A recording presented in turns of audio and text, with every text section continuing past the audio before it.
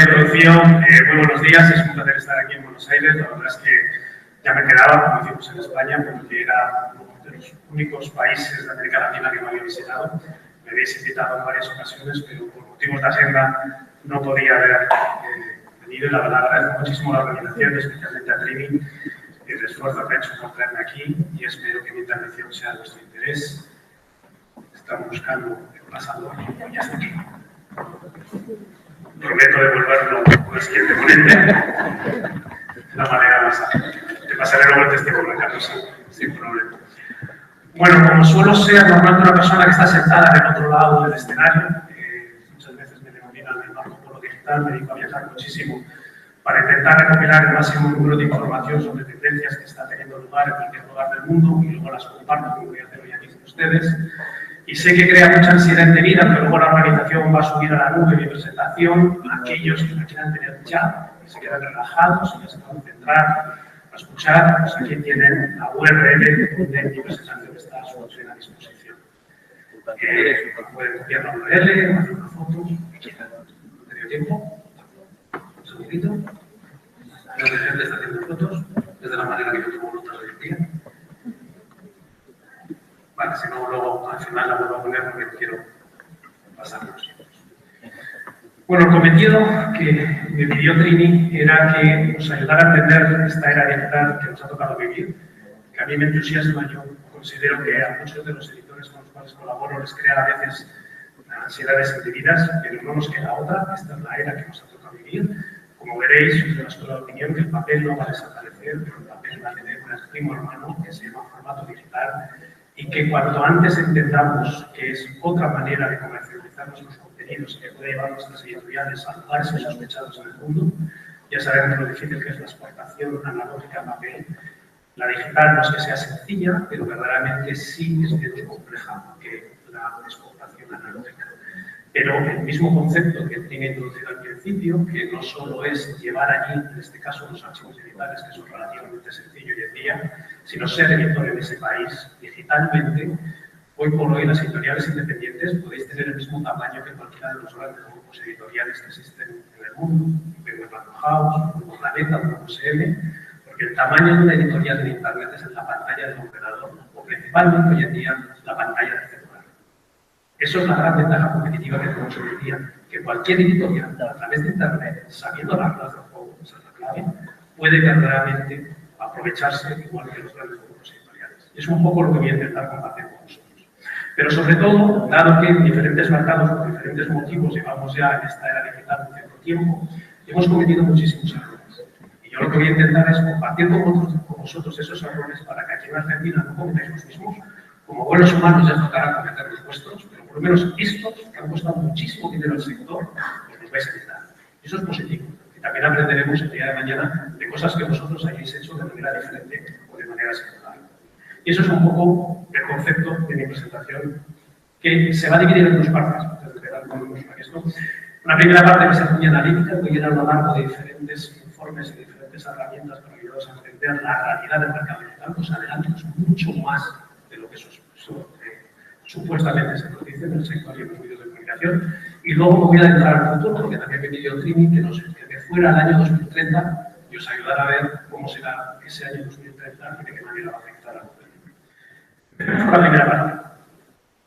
Uno de los errores que os evito, que os recomiendo verdaderamente evitar cometer, es tener un doble rasero, un doble lenguaje en la hora de hablar de lo digital.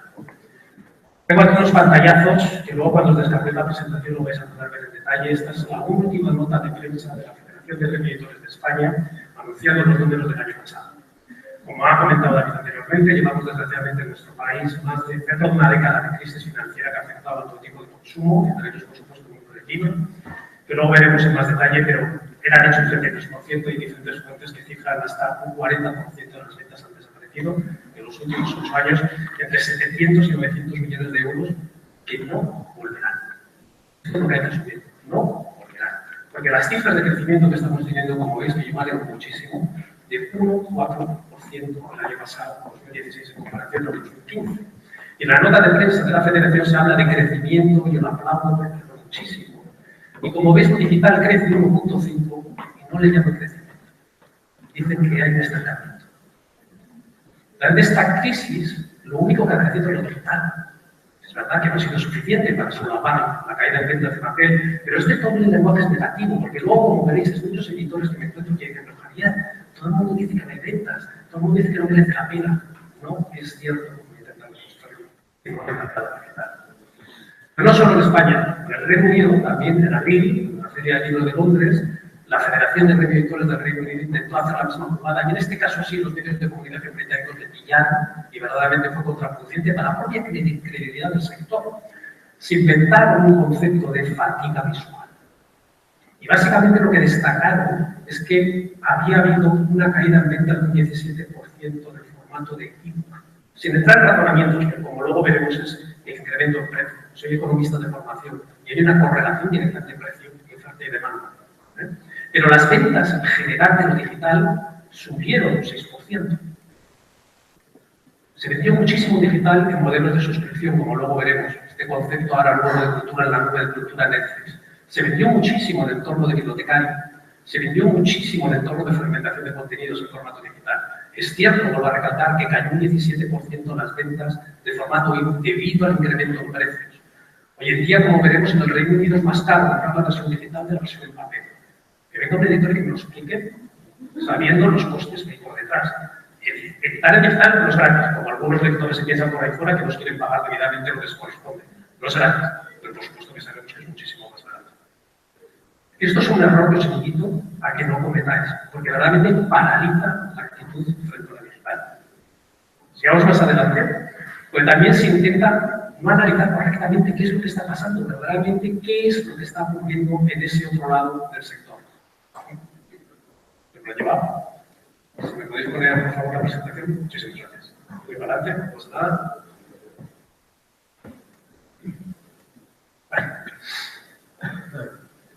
La venta de libros en papel está así.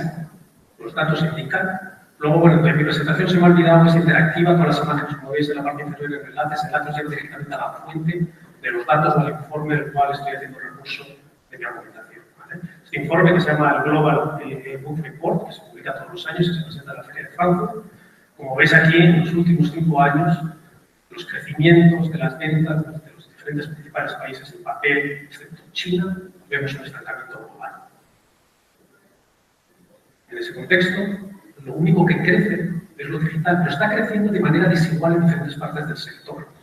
Como veréis en los datos, cuando pinchéis el desenlace, la cuota de mercado de los grandes grupos en los últimos 5 años ha descendido radicalmente, de básicamente ocupar un 50% a ocupar hoy en día menos de un tercio. Son varios, y uno que es muy positivo, que las editoriales independientes habéis llevado a la fiesta digital un poquito más tarde que los grandes grupos.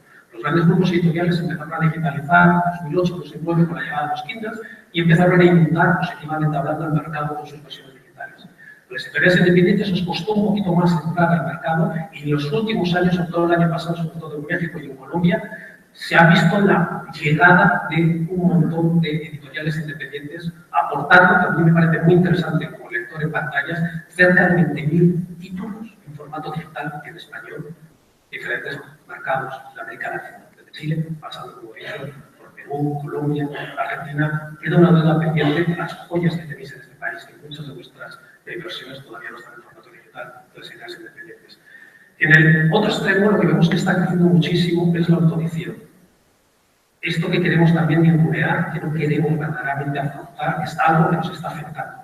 Porque no vamos a entrar en ese discurso fácil y barato de que supuestamente lo que se publica allí no tiene calidad. ¿Vale? No vamos a entrar en ese discurso barato. Vamos a pensar, como empresarios que sois de editoriales, en el tiempo de lectura que nos pueden dedicar los lectores.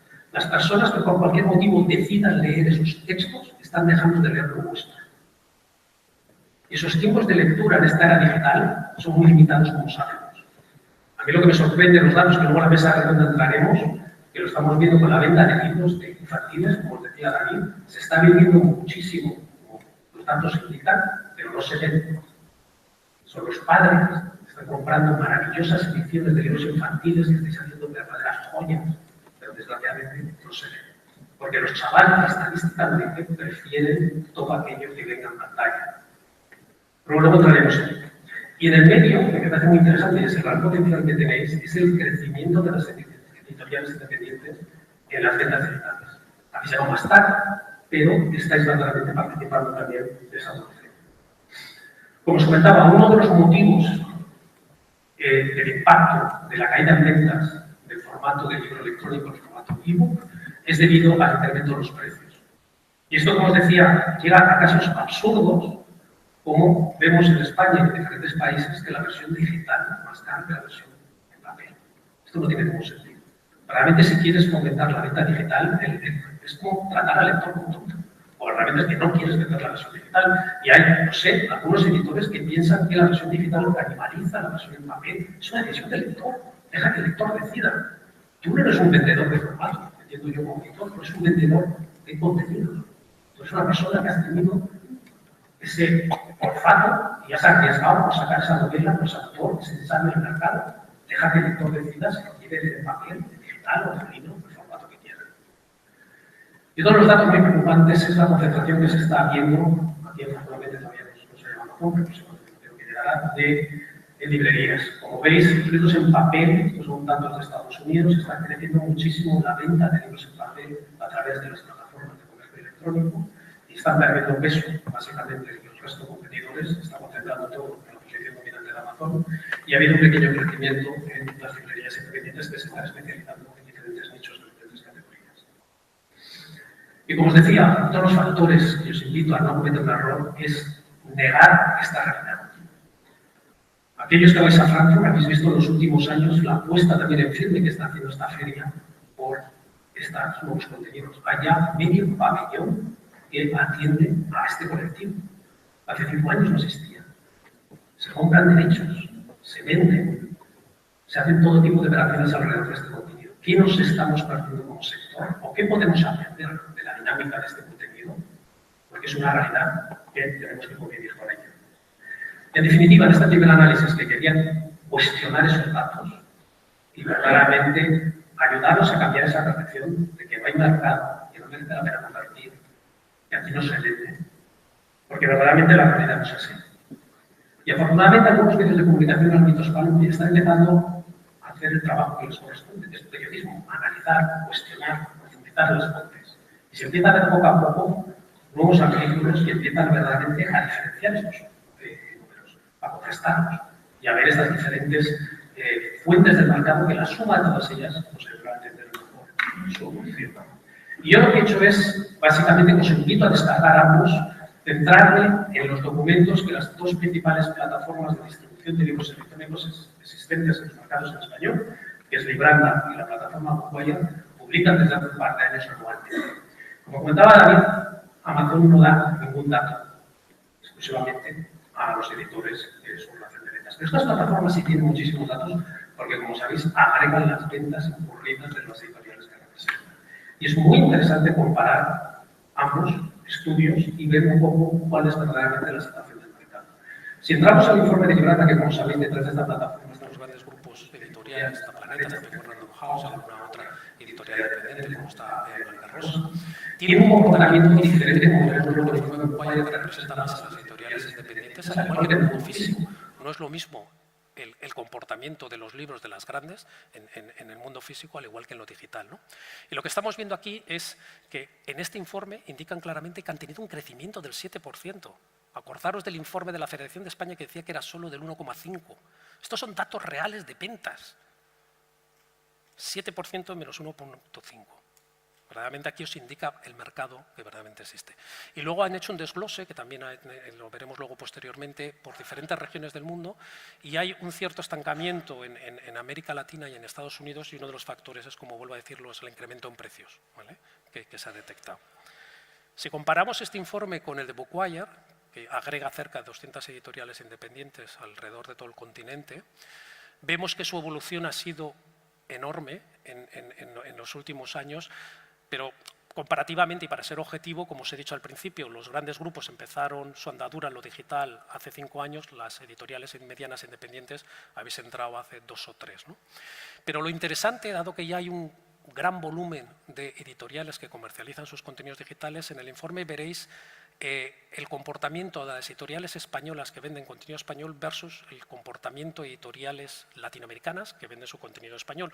Os adelanto a la siguiente, pero luego podéis, si queréis, jugar a esto, a ver los quesitos, pero esto es vuestro comportamiento. Y esto es muy interesante, le estáis quitando por primera vez en la historia el mercado a las editoriales españolas. Como lector es muy positivo, a raíz del nacimiento en casi todos los países, la llegada de editoriales independientes de Colombia, de México, de Chile, de Argentina y demás, estáis ocupando ese terreno y, como veis, las editoriales españolas, por ejemplo, en Estados Unidos solo venden un 11%, cuando las editoriales latinoamericanas vendéis un 25%. Hay muchísima exportación en América Latina. Por primera vez ya sabemos lo difícil que era que un libro físico viajara en la región por todos los problemas que hay de aranceles, aduanas y demás. En lo digital, que es un Internet sin fronteras, vemos que esa realidad por primera vez la estamos viendo. Os recomiendo descargaros los dos y analizarlo, porque os va a dar una mirada muy cercana de lo que verdaderamente está pasando en estos mercados. Volviendo, por ejemplo, al informe de Libranda, vemos claramente que los grandes grupos editoriales dependen más de las grandes plataformas de Amazon y de Apple, y no es sorpresa. Estos grandes grupos editoriales tienen, por así decirlo, una mayor inclinación a hacer promociones, descuentos, campañas de marketing, va dentro de su naturaleza, también va dentro de los títulos que mayoritariamente representan, y estas tiendas favorecen, por así decirlo, la visibilidad de este tipo de títulos. Mientras que las editoriales independientes, como sabéis, publicáis menos, publicáis a lo mejor de 12, 15, 20 títulos al año y no os centráis mucho a hacer descuentos porque consideráis que el contenido es muy especializado, que el contenido, por así decirlo, que representáis es un contenido muy nicho y que el factor de decisión de si me voy a leer una cosa u otra no se fija alrededor tanto como en el precio, ¿no? Y en este caso, si comparamos, como os decía, unos y otros, vemos que las editoriales independientes tenéis un equilibrio de ventas mucho más… No dependéis tanto de Amazon, si queremos resumirlo así. Los grandes grupos editoriales dependen en ventas de Amazon hasta un 60, 70 y en algunos casos he visto un 80%, y es muy preocupante. Como empresario, que tú dependas un 70% de tus ventas de un solo canal, cada año cuando te sientas a negociar con ese canal, poco puedes hacer, por muy grande que seas en muchos casos. Las editoriales independientes, como os decía, no dependéis o no utilicéis tanto la variable precio para comercializar vuestros contenidos en Internet, tenéis, por así decirlo, una distribución más equilibrada de vuestros contenidos, ¿no? Y en este análisis también es muy interesante ver la evolución que han tenido los precios. La mayoría de las ventas se sitúan entre 5 y 9,99. Yo cada vez que me siento con un editor y hago un análisis del comportamiento de su catálogo, cuando tiene títulos por encima de 99 le pregunto por qué, porque hay veces que hay decisiones empresariales que las claves están dentro de la editorial y yo conocidas, pues a veces las comparto y las respeto, otras veces no, le digo, bueno, al final es tu catálogo, es tu decisión, pero verdaderamente estás fuera de mercado, ¿no? Pero esto para que veáis, se vende muy poco por encima de 10 euros. La gran mayoría de las ventas y la evolución que vemos se vende en esa banda de 5 a 9,99 euros. Y luego, para que cada uno de vosotros, porque acá hay editoriales, como dijo Trina, de todo tipo de categorías, desde educación, pasando por ficción, no ficción, poesía y demás, os he hecho una comparativa de precios por diferentes categorías, pero bueno, el precio medio de un ebook en España está en 7,57 con IVA incluido, y aquí en la región de América Latina está en 7,83, ¿no? Pero ya lo podéis ver ahí en comparación con el año pasado, dónde están vuestras categorías de riesgo. Y esto es muy importante, luego hablaremos más del concepto este de Big Data, de análisis de datos, aparte de vuestro olfato, aparte de vuestros años de experiencia, aparte de vuestra intuición, aparte de vuestras apuestas personales, el tener más datos de cómo se está comportando el mercado y, como os decía, vosotros solo tenéis una mirada fija del reporte de vuestras ventas. Estos informes os dan una mirada agregada y básicamente os permite de manera comparativa ver si hay algo de vuestro comportamiento que está por encima o por debajo y por qué. La decisión al final es vuestra, pero tenéis que tener ese conocimiento para ayudar a tomaros decisiones más acertadas. Así como en el mundo analógico entendíamos que se fijaba el precio y sigue habiendo muchas editoriales que en su inversión impresa publican esa versión con el precio de venta al público, no teniendo en cuenta el mundo en el cual vivimos, donde con economías, inflaciones y demás, ese precio impreso puede verdaderamente ser luego un obstáculo a la hora de vender esa versión, ¿no? En digital la realidad, y todos lo sabéis, cada vez que entráis a Internet a comprar cualquier cosa, reservar un billete de avión para cruzar el Atlántico o cualquier reserva de hotel o cualquier actividad económica, la variable precio es una de las claves, ¿no?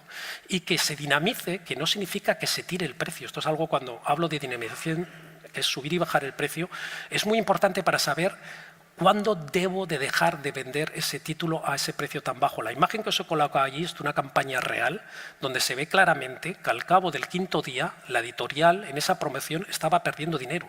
Debería volver a subir el precio de ese título, porque todas las potenciales ventas de ese título a ese precio más bajo durante esa promoción, el mercado ya las había incluido.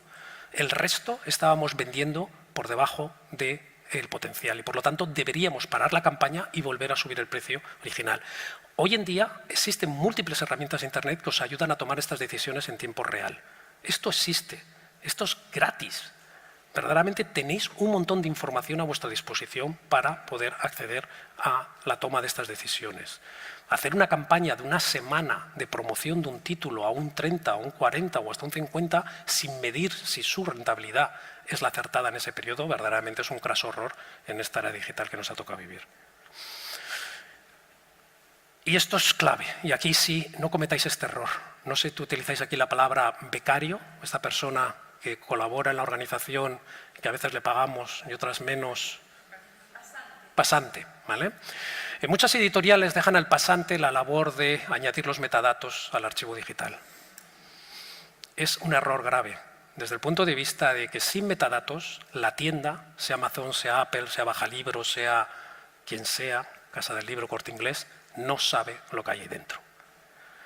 Los metadatos es como la cocina, hay que ponerle mucho mimo y muchísimo cariño. Y como no lo hagáis, no habéis hecho nada. Mucha gente me dice, no, ya tengo el archivo en Amazon, en Apple, y no vende. Primer análisis que hacemos es de metadatos. No vende porque no tiene las categorías incorporadas adecuadamente. No vende porque no tiene una relación de este título. Cada vez que entráis en estas páginas web que os dice personas que han leído este título supuestamente han leído este otro, porque más que leído diría yo comprado. Personas que han comprado este título, han comprado este otro, no sabemos si se ha leído o no. En la segunda parte hay tecnologías que nos dicen que sí. Es importantísimo actualizar y presentar a las tiendas con los metadatos. No lo dejáis de menos del pasante. El editor debe ser el máximo responsable de analizar trimestralmente si los metadatos están correctamente, porque si no, no existe. Por mucho que lo veáis, es como si no existiera.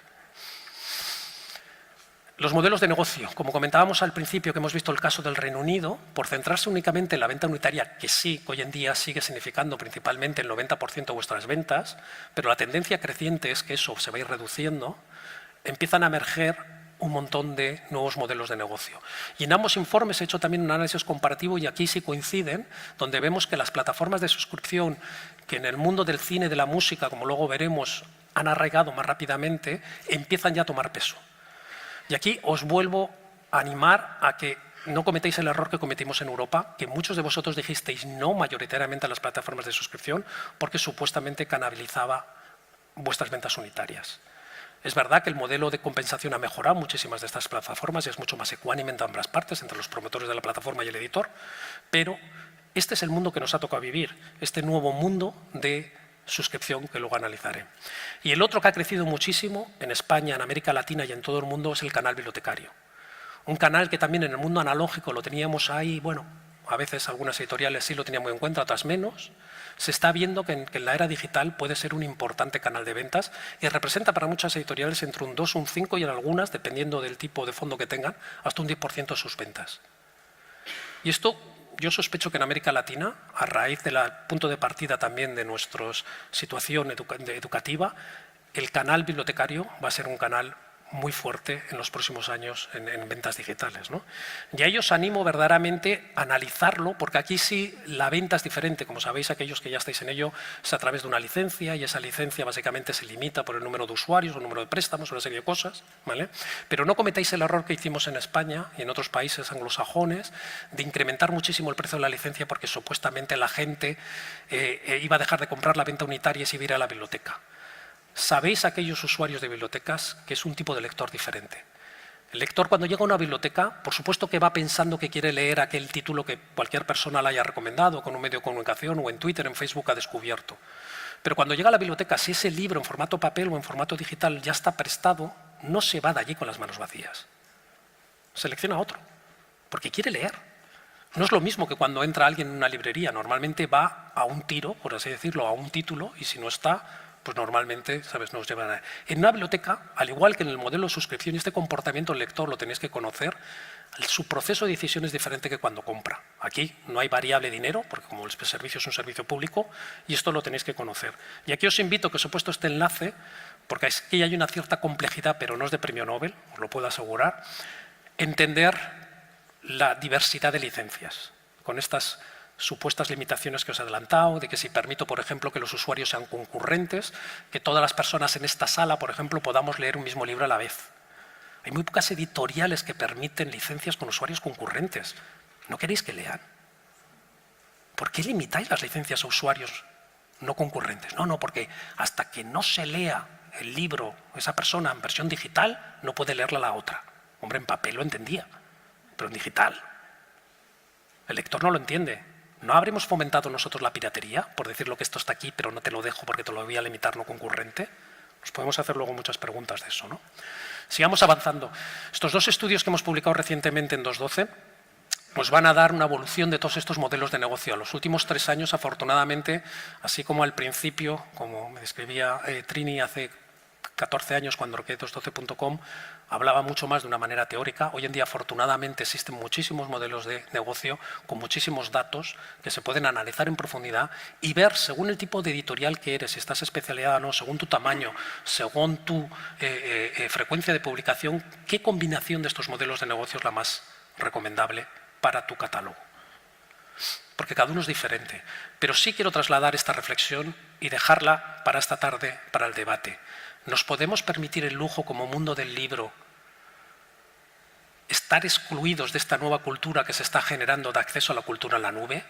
Videojuegos, música, cine, series de televisión, y nosotros no queremos entrar ahí porque supuestamente queremos seguir la venta unitaria en papel. Esta es la era que nos ha tocado vivir. Debemos garantizar que formamos parte de eso, sin excluir lo otro. No significa que vamos a dejar de hacer lo otro, pero esta es la era que nos ha tocado vivir. Y si no estamos ahí, como decía Trini, otros vendrán y lo harán por nosotros. Alguien les contará historias, porque es a lo que nos dedicamos, a contar historias. O si eres de ensayo académico, hacerlo reflexionar y tener tu propio criterio. ¿Nos podemos permitir el lujo de no estar ahí? Porque supuestamente a medio plazo voy a perder algo de dinero. Otra leyenda urbana, los audiolibros. En todos nuestros mercados ha habido diferentes iniciativas y esto es lo bueno de Internet. Yo siempre digo que afortunadamente cuando fui a la universidad no existía Facebook, porque habría un montón de fotos mías en un montón de sitios que tendría que dar muchas explicaciones. No me arrepiento de nada, me lo pasé muy bien. ¿Vale? Pero bueno, descubrí el otro día, preparando esta presentación, una nota de Alfaguara, creo que era el año 2015, fue uno de los pioneros en adentrarse en este formato. En aquel entonces se hizo una maravillosa colección, formato CD. En el mundo latino somos muy pasionales y enseguida dijimos que fracasaron, ¿vale? Yo creo que se adelantaron a sus tiempos. No sé cuántos de vosotros en aquella época teníais un Sony Walkman, un cacharro, un dispositivo que casi había que agarrarlo con las 2 manos porque era como una tartera de color amarillo, horroroso. Y básicamente la tecnología, por así decirlo, no la acompañaba el contenido en ese momento, ¿no? Pero en los últimos años estamos viendo cómo verdaderamente hay una apuesta otra vez en firme por este formato. Y aquí os invito a no cometer este mismo error que cometimos con los e-books, que supuestamente escuchar un libro no es leer. Yo creo que tenéis una maravillosa oportunidad de recuperar un montón de personas que por X motivos han dejado de leer porque su vida se ha complicado y que a lo mejor este formato, que mientras que están yendo y volviendo del trabajo o están haciendo deporte o están haciendo tareas en casa o lo que sea, están leyendo. Yo a escuchar le llamo leer. Y si eso le da entrada a que luego sigan leyendo en papel o en digital, bienvenido sea. Pero no cometáis el error de volver a negar que escucharnos leer. Porque aquí os traigo algunas magnitudes y no hay mercado. Básicamente, si nos comparamos con el mercado anglosajón o con el mercado nórdico o con el mercado alemán, las iniciativas que ha habido son muy pequeñitas, pero el potencial es muy grande, ¿no? Y estos vemos que probablemente en los próximos 5 años, el análisis que hemos hecho en 2.12, uno de los estudios que os podéis descargar, es que el 30% de vuestras ventas digitales van a ser en este formato. Y aquí veis ese modelo que verdaderamente es muy interesante porque replica lo que está ocurriendo en otros formatos. Inicialmente lo que se vendía era venta unitaria y como veis lo que está ganando, que es la columna azul, es las suscripciones, el consumo en la nube. Y está yendo más rápido de lo que las propias plataformas sospechaban, ¿no? Esto es lo que os quería transmitir. Evitar este absurdo discurso de que supuestamente escuchar no es leer, porque no me estoy centrando. Bueno, hemos perdido tantos años y tanta energía en atender estas reflexiones, desde mi punto de vista, sin sentido, de que cuando estoy leyendo en pantalla no me estoy concentrando. Para mí es un insulto, desde el punto de vista como lector.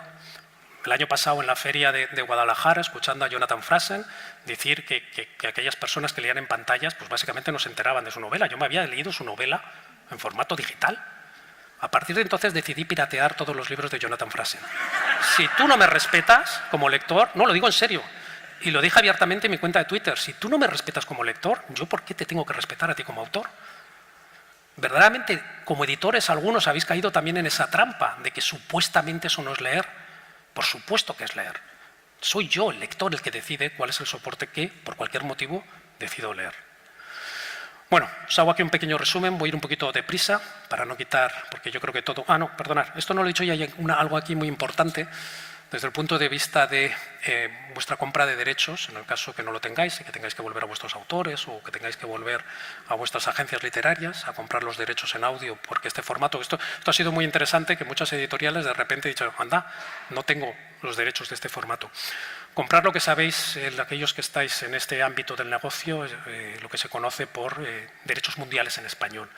Vivimos en un mundo sin fronteras, como hemos visto también en el libro electrónico, que estáis exportando a otros mercados, como Estados Unidos, más que las editoriales españolas, que también tiene lógica, como os decía, no, se me ha olvidado comentarlo, no solo es un tema de precio, como sabéis, las personas que viven en Estados Unidos, esos 57 millones de americanos de origen latino de primera y segunda generación, no incluyen todos esos latinoamericanos que Trump quiere echar, ¿vale? Esos 57 millones de norteamericanos de primera y segunda generación de origen latino estudian y trabajan en inglés, pero cuando vuelven a casa quieren seguir de alguna manera cercana a su cultura, escuchando música español, viendo telediarios en español, por eso las audiencias de canales como Univisión y Televisa en ese mercado, ¿vale? Al igual que, como estamos viendo, ver pelis en español, escuchar música, como he dicho, y leer libros, ¿no? Y para eso necesitáis los derechos mundiales para que podáis comercializar también ese formato en cualquier lugar del mundo. Vale. Se ha mencionado al principio, y yo creo que también esta es otra de las herramientas digitales que os van a ayudar a vender más, en este caso en ambos formatos, en papel y en digital, a través de estas nuevas tecnologías, las tecnologías de impresión bajo demanda, que a lo largo también de los últimos años ha habido una innovación impresionante en calidades y en costes, ¿no? Aquí os traigo una pequeña muestra que se hizo una encuesta de 87 editores. Ya sabéis lo difícil que es en el mundo latino sacar información, como decía Trini, no compartimos nada, somos de esta escuela de que esto es mío y todo es estratégico. Vais a cualquier evento en el mundo anglosajón y la gente comparte abiertamente. Por supuesto que nadie comparte nada estratégico o confidencial, pero comparte aquello de manera agregada que pueda compartir. Y bueno, lo que es muy interesante cuando os descarguéis, que indica claramente que ven estas tecnologías como herramientas que ayudan a la exportación. Pero para mí lo más interesante, y aquí añado que no conocía Latin Gráfica y Docuprint, ¿no?, que están surgiendo un montón de empresas que verdaderamente prestan un montón de servicios con un valor añadido, con una relación de costes que hace que vuestra puesta en valor, ese ser editor en el país de destino, verdaderamente lo podáis hacer de una manera más rentable y eficaz. O como nuevos modelos de negocio, esto es una tecnología que te permite a ti como editor crear, por así decirlo, una mini tienda de impresión bajo demanda a través de cualquier web, blog, página en Facebook o lo que sea. Realmente la tecnología aquí os ayuda muchísimo a dar visibilidad a vuestros títulos, en este caso en versión digital, o si queréis añadir la versión GTL. En Estados Unidos los datos indican que ya más de un tercio de las ventas que se hacen en ese país en papel son ya de impresión digital, ¿no?, porque veis un poco el tipo de calidades que se habían tenido esas dudas. Entro en la segunda parte de la presentación, ya que voy más rápido porque me quedan 15 minutos, ¿vale? Y ahora nos vamos a adentrar el año 2030.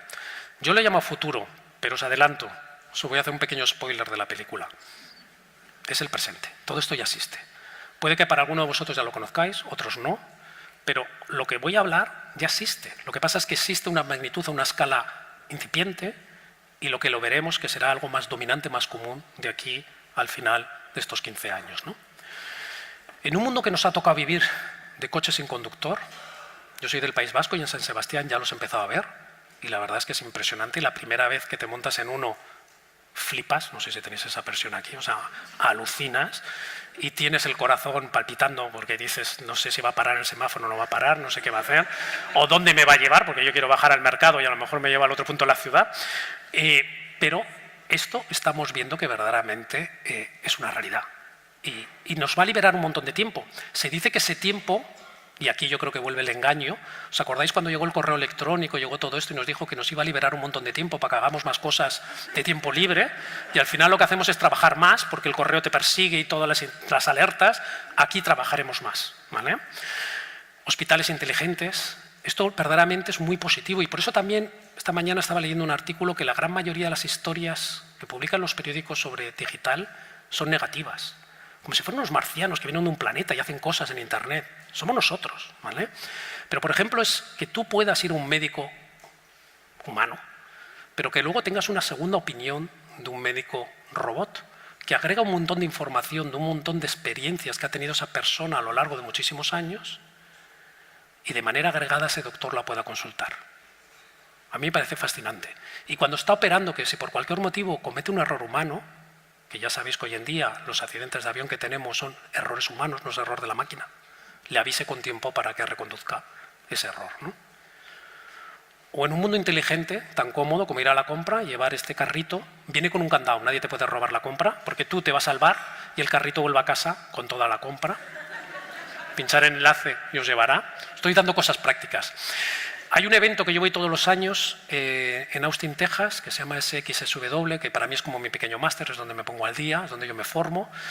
Y el año pasado cuando fui, mi móvil era la tarjeta de entrada. Desde el avión ya el hotel me dijo qué habitación tenía asignada. ¿Por qué me tengo que parar en recepción en un hotel? Si yo ya he hecho la reserva con mi nombre y apellido, ya tiene mi tarjeta de crédito, ya tiene mis datos, y un humano tiene que volver a comprobar todo eso. No tiene ningún sentido. Pero más importante aún era que a la hora de pedir el servicio de habitaciones ya no te viene una persona con una bandeja. Te llega esa máquina que se abre y ahí tienes tu cena. Hay que dejarle propina, porque si no, no se abre. Casas inteligentes estamos viendo, cada vez más dispositivos en nuestra casa que nos ayuda al día a día a ser más amable. Estoy describiendo este mundo para que veáis dónde nos está tocando vivir, ¿no? Bares donde ya no hay camareros y no sirven copas, esto es un poco más triste.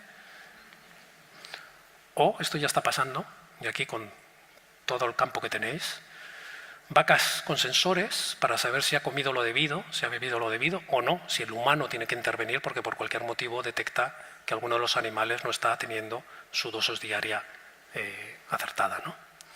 O en tiendas, esto me imagino que lo estáis viendo cada día más, de pequeños robots, pequeñas pantallas táctiles que nos ayudan a tomar decisiones. O máquinas, ¿quién iba a pensar escuchar a tanta gente hablando en la calle sola? Hace 10 años diríamos que esa persona estaba loca, que había perdido sentido. Hoy en día vemos un montón de gente dando instrucciones a su buscador, que le busca una calle, que le busca una tienda. O yo lo he visto yo en librerías en España, gente que pregunta al buscador que le dé la reseña de un libro que tiene en la mano. Tiene el físico, pero está consultando en digital y no quiere teclear. Dejamos de escribir, accedemos a la información, pero de la manera que accedemos es de una manera oral. Y ya algunas editoriales han empezado a tomarse esto en serio y en sus páginas web tienen estos pequeños sensores, con estos pequeños boots, con estos pequeños tecnologías que nos ayudan a tener esta conversación, que nos ayudan a intercambiar, a ayudar al lector a tomar su siguiente decisión, en este caso de su siguiente lectura. Pero lo que es interesante, y esto es algo también para la reflexión, venimos de un mundo muy textual. La tecnología, que no se nos olvide, el papel no es más que tecnología. Hace 500 años Gutenberg inventó la imprenta y a raíz de aquello tenemos hoy en día ese formato. Con el nuevo formato digital va a cambiar de la manera que nos comunicamos y probablemente pasemos de una sociedad menos textual a una sociedad mucho más audiovisual, como estamos viendo, donde el peso del lenguaje audio y el lenguaje vídeo serán más amplios. ¿Aceptamos la sociedad que nos ha tocado vivir o nos convertimos en un sector Amis? Hubo gente que tomó esta decisión, es muy respetable, pero sabemos la consecuencia que tiene eso. Y yo por eso os invito a que no entréis en este bucle de reflexión de que supuestamente, como os decía, el mercado digital no merece la pena y demás, porque como veis los datos no son reales y hay un montón de oportunidades. ¿Cuál va a ser el impacto de todas estas tecnologías? Y me voy a centrar en una muy importante, que es, como ha dicho Trini al principio, sois creadores de historias o ayudáis a esos creadores de historias a mejorar sus historias. Sois las personas que editáis esos textos. ¿Y cómo la inteligencia artificial va a afectar al sector cultural? Hagamos un pequeño recorrido. ¿Alguien ha visto este último Rembrandt? ¿Nadie lo ha visto? Bueno, este Rembrandt está hecho por una máquina. Y básicamente lo que hizo la máquina, se fue al Museo de Rembrandt en Holanda, digitalizaron 257 obras de Rembrandt y la máquina recreó un nuevo Rembrandt, basándose en el estilo, la pincelada, el grosor, la mirada, el gesto. Hizo primero un patrón, cuántas veces pintaba mujeres, cuántas veces pintaba hombres, cuántas veces la cabeza la tenía inclinada y demás, y creó un nuevo Rembrandt. Todos aquellos autores que sean verdaderamente humildes saben que su obra, que por supuesto es original, pero es una obra derivada. Nadie crea nada de la nada. Todos creamos de aquello que hemos leído anteriormente, de aquello que nos ha impactado y que nosotros hemos incorporado, y de eso creamos una obra derivada. Esto es una obra derivada. No sé si habéis visto esta película, no os voy a hacer el spoiler, que es buenísima, os la recomiendo. Esto es lo bueno de volar un montón de veces, que ves un montón de películas.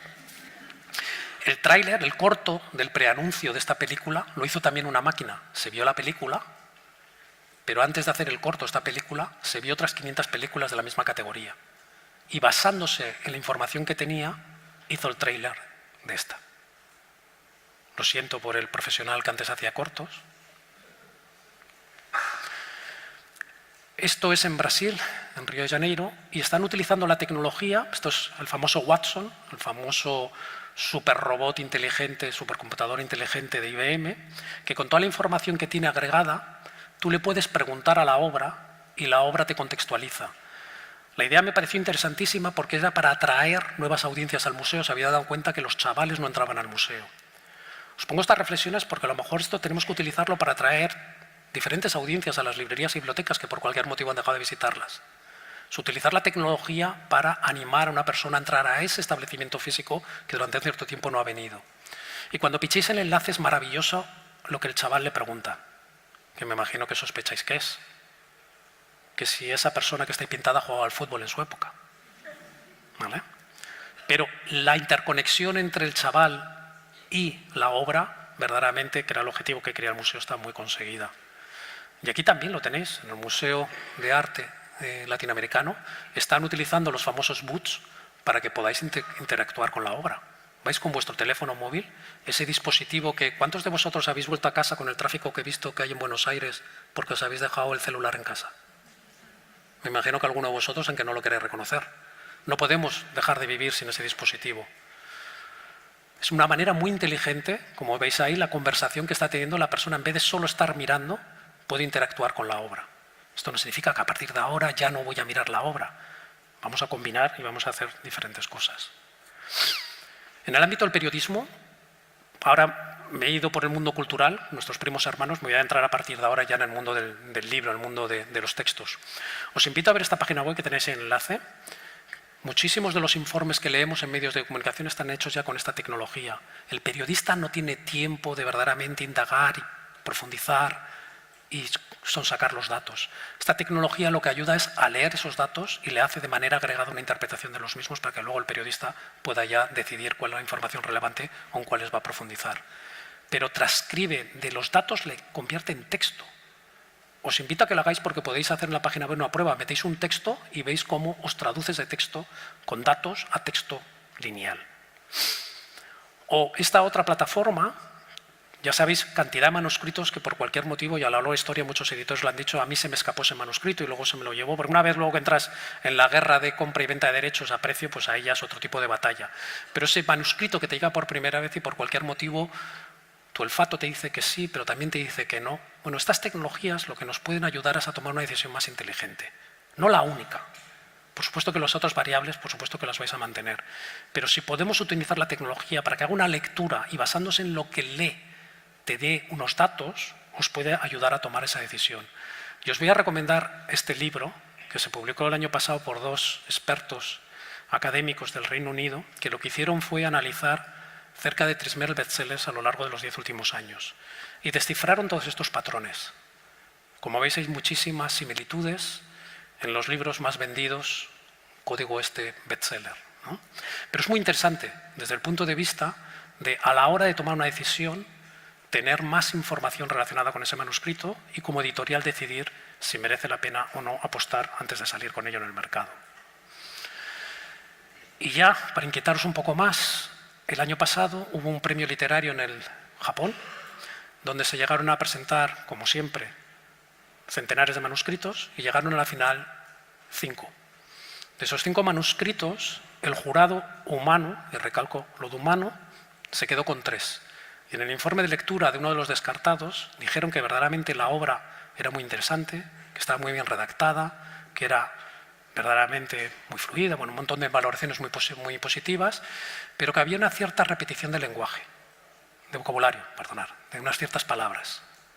Es el primer año que un manuscrito se presentaba a un premio literario. Imaginaros con los avances tecnológicos dentro de 10 años. Y voy a ser aquí un poco provocativo. ¿Cuándo será la primera vez que el premio Planeta se da un manuscrito escrito por un robot? Y luego nos tendremos que reflexionar. ¿Al robot le damos los derechos de autor y le damos el premio de 600.000 euros? ¿O se los queda al editor? ¿O no? Como esta mañana he publicado un artículo sobre este tema. ¿Por qué no pensamos en positivo? ¿Por qué no utilizamos esta tecnología para verdaderamente ayudarle como editor al autor a escribir mejor su obra? Si la tecnología le dice que hay, como en este caso, una cierta repetición de vocabulario, o que alguno de los personajes no está bien terminado, o que alguna de las tramas por cualquier motivo es incoherente con lo que se ha descrito anteriormente, ¿por qué no las utilizamos? Esto es lo que os quiero trasladar. En vez de provocativamente provocaros con esas reflexiones, pero si vais hoy a 2.12, esta mañana he publicado, un vuelo de 12 horas da para mucho, un artículo justo sobre este tema. ¿Cómo podemos utilizar estas tecnologías de inteligencia artificial para mejorar nuestra labor como editores? Porque nos puede ayudar muchísimo a ayudar a nuestros autores a mejorar sus creaciones. O lo último, y esto sí que es preocupante, los lectores no pueden esperar a los ritmos del sector editorial. Y como el autor ha dicho que no va a sacar su libro en 2 años, la comunidad ha empezado a escribirlo con inteligencia artificial.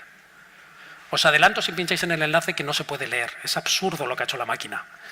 Pero demuestra la inquietud del otro lado del mercado. No pueden esperar 2 años. Quieren la historia ya. Echarle la culpa a Netflix. ¿Vale? Pero esa es la realidad. Avanzo. ¿Cómo podemos utilizar estas tecnologías en nuestro mundo? Imaginaros entrar con vuestro teléfono móvil, eso no hace falta que lo imaginéis, con vuestro celular al Ateneo o cualquiera de las maravillosas librerías que tenéis en este país. Y con ese dispositivo tomar decisiones sobre vuestra siguiente lectura, ya sea en papel o digital.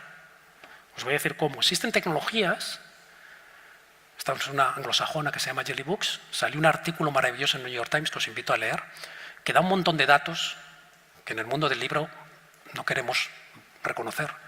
Compramos más, los buenos lectores lo sabemos, compramos más de lo que nosotros podemos leer y siempre dejamos en la mesilla de noche esas lecturas pendientes de leer. Pero la tecnología nos dice que el 60% de los libros que compramos no terminamos de leerlos. Posiblemente sea muchas veces porque en un avión, blanca rosa, me recomiendo un libro, inmediatamente entro en mi tableta, me lo descargo y empiezo a leer el otro. Y el que estaba leyendo se queda pendiente de leer. ¿Vale? Eso nos ha ocurrido muchísimas veces. Otras veces que todo el mundo habla de un libro, nos adentramos a él y al cabo de 20 páginas decimos, pues yo aquí no veo nada, y se nos cae de las manos. ¿Vale? Pero aquí, como editor, te puede dar un montón de información que luego puedes compartir con tus autores. ¿En qué páginas ha caído? Y en esos gráficos lo veis. ¿En qué momento la trama, la historia, el personaje pierde interés? No hay que tomar todas las decisiones editoriales basándose solamente en esto. No estoy diciendo eso. Estoy diciendo que como empresarios, que al final también es lo que sois, esto os puede ayudar a tomar mejores decisiones. Es la única industria que toma sus decisiones en la era digital a ciegas. La gran mayoría de las otras actividades económicas, financieras, transporte, hoteles, comidas, toman decisiones basadas en datos reales de su mercado. Otra tecnología como Tescum, esta es catalana, veremos próximamente si es independiente o no, y lo que hace es analizar, que a mí esto me parece apasionante, como editor, como lector y también si soy un autor humilde, cuáles han sido las emociones que ha transmitido mi libro. ¿Qué es lo que han dicho esas personas cuando lo estaban leyendo? Esto es algo que a veces los buenos libreros recibían de parte de sus lectores, pero desgraciadamente cada vez hay menos libreros, buenos libreros, y cada vez la gente comparte menos en ese aspecto. Pero en Internet lo compartimos todo, que si estoy aquí, que si estoy allá, que si me ha gustado esto, que mira lo que he comido, que mira qué tal. Y también de nuestras experiencias de lectura. Y transmite, ¿qué te ha transmitido? Al igual que esa lectura, ¿qué te ha hecho sentir? ¿Cuál ha sido tu satisfacción de lectura? Y basándose en todo esto, te lo agrega a ti, señor editor, a ti, señor autor, de manera positiva, negativa, neutra, pero más importante, me hace un perfil de dónde están ubicadas todas esas personas que han leído mi libro y me hace un perfil del mismo. ¿No queréis saber esto? ¿No os gustaría verdaderamente saber quién está al otro lado de la pantalla? ¿Quién está al otro lado del mercado? ¿O somos tan arrogantes que no queremos conocer nada de nuestros clientes? De aquellos que nos hacen mantener nuestro negocio, de aquellos que hacen que estemos aquí. Hay otras herramientas también que me parecen fascinantes. El propio libro se convierte en librero. ¿Por qué tengo que dejar que Amazon, cada vez que una persona termina un libro de mi editorial, esa persona, como sabéis, es el momento más duro de un buen lector? Yo tengo una pequeña manía que cada vez que me ha enganchado un libro que me ha entusiasmado, cuando estoy en las últimas 5 páginas, lo dejo de leer para el día siguiente. Con la idiotez mental, pero bueno, no es así, de que mañana me voy a levantar y todavía tengo un buen libro que leer. Porque sabemos, y os habrá ocurrido 1000 veces, la travesía del desierto del lector, que luego te pasas 2 o 3 libros que sí, pero que no. Sí, sí, pero aquel que me leí y que está recomendando todo el rato. ¿Y por qué? Porque una vez que terminé, me vuelvo otra vez a la tienda y la tienda me recomienda basándose en un montón de variables de su algoritmo que básicamente son comerciales. ¿Por qué no yo como editor, a través de estas tecnologías, puedo incluir al final de ese título otros 5 títulos, primeros capítulos, de la siguiente lectura que yo como editor te recomiendo en mi catálogo? Puede ser a lo mejor un título de ese mismo autor o no. Vosotros como editores tenéis una mirada transversal de vuestro catálogo. Y podéis decir, oye Javier, si te ha gustado este, probablemente te guste este. O atrévete, vete a por este. Sí, es otra categoría, no es la categoría que normalmente lees, pero atrévete. Esa es una de vuestras funciones y la tecnología te lo permite hacer. Y te muestra esas cubiertas, te muestra ese primer capítulo y por supuesto estamos aquí para vender el enlace de compra de la tienda donde lo compraste. ¿Que compras en Amazon? Bueno, no vamos a decir nada hoy, ¿vale? Pero te doy enlace a Amazon. ¿Que compras en Gandhi? ¿Que compras en Bajalibros? Pues te doy enlace a Bajalibros o en Gandhi, en donde sea, ¿vale? Empieza a haber tecnologías que os permiten hacer lo que verdaderamente debéis hacer o estabais haciendo hasta ahora.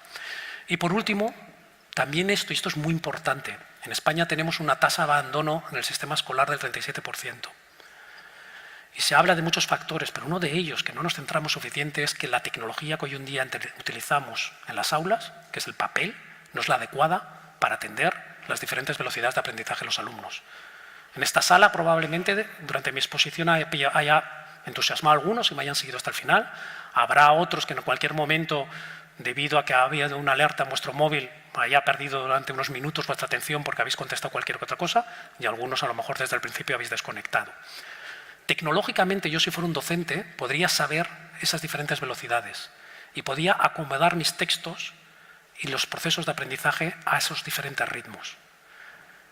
Y esto es muy importante. Si verdaderamente queremos tener un sistema educativo que funcione, la tecnología nos puede ayudar, pero la tecnología papel es café para todos. O todos estamos en el mismo capítulo hoy y yo como docente solo puedo atender a este, y entonces lo que hago es que, como está pasando en la mayoría de los países, bajo el nivel denominador común al mínimo para intentar abarcar al mayor número de personas. Y me dejo un montón de potenciales fuera. Estas tecnologías basadas en la inteligencia artificial me dice si Javier por cualquier motivo se ha quedado totalmente perdido en una parte de la materia, lo que hace es rehace los textos para que verdaderamente lo entienda a lo mejor con otro vocabulario, o si está en un ejercicio que por cualquier motivo se ha bloqueado, le presta otro ejercicio más sencillo, mientras que el resto de la clase evoluciona en otros niveles, Javier no se pierde y lo recupera la tecnología para que se incorpore al grupo. Pero lo más importante, el docente sabe que ha perdido a Javier y puede establecer recursos para recuperarlo. Por lo tanto, en este sistema educativo académico, verdaderamente vamos a ver grandes avances también. Esto es una iniciativa que está lanzando el Grupo Santillana ahora en España. Bueno, el resumen de esta parte era que esto existe, como decía, para ayudaros a tomar vuestras decisiones. Vuelvo a recalcar, no significa que sea exclusivamente. Como hablo a veces tan tajantemente, mucha gente dice que lo que digo quita el resto. Lo que escuchéis es como complemento de lo que ya hacéis en ese aspecto. Y como reflexión provocativa, son las últimas dos y ya dejo la mesa. En este evento que os he comentado de Austin, Texas, donde voy anualmente, compré esta revista del New Yorker y se hace esta reflexión. No sé si ha llegado este debate aquí, a la Argentina, pero en España con la crisis y que ya hemos descubierto que todas las cotizaciones a las pensiones que había hecho a lo largo de mis 30 años de vida laboral parece ser que no las voy a recuperar, o va a ser la mitad de la mitad. Ahora llegan los robots y parece ser que muchos de los trabajos que hoy en día los hacen humanos los van a hacer los robots. Y la pregunta que nos hacemos, no debería pagar el robot el sistema de pensiones, porque si no, apaga y vámonos. Y la pregunta es, ¿cuándo? Muchas de las tareas que hacéis hoy en día las va a hacer un robot, las va a hacer la tecnología, si no queréis llamarlo un robot, ¿no?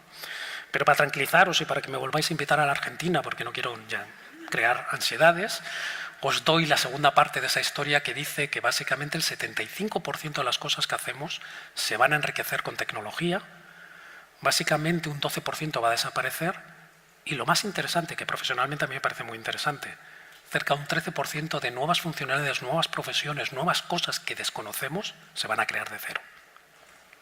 Muchísimas gracias.